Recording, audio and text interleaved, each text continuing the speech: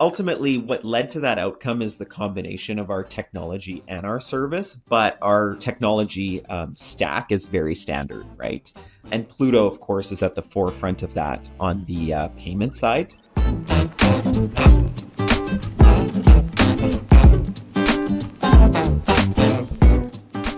What is one of the most common financial mistakes you see nonprofits make when it comes to bookkeeping, and how accountants can help them avoid it?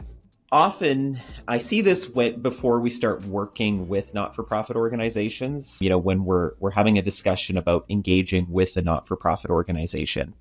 Many organizations and leaders in these organizations don't understand their numbers.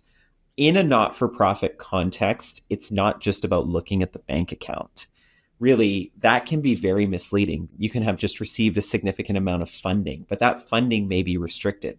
So we've seen many situations where not-for-profit organizations are, they appear to be flush with cash, but they actually have some significant financial and cash issues because that funding has to be used for a specific purpose.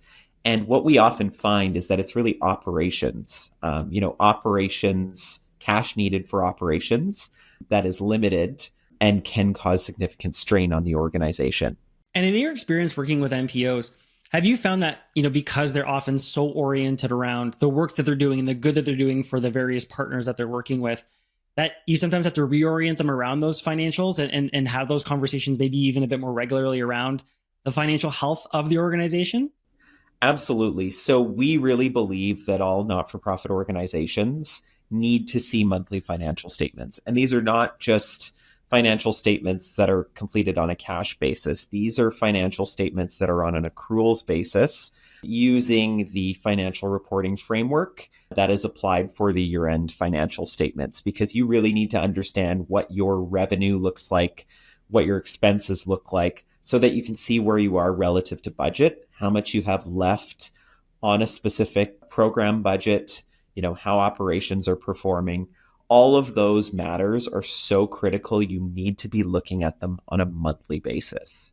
So on this idea of staying on top of things and making sure that you have a good line of sight to the financials of the NPO and how things are performing, I'm wondering if you could share a significant financial win from one of your clients that highlights the impact of adopting new accounting technologies.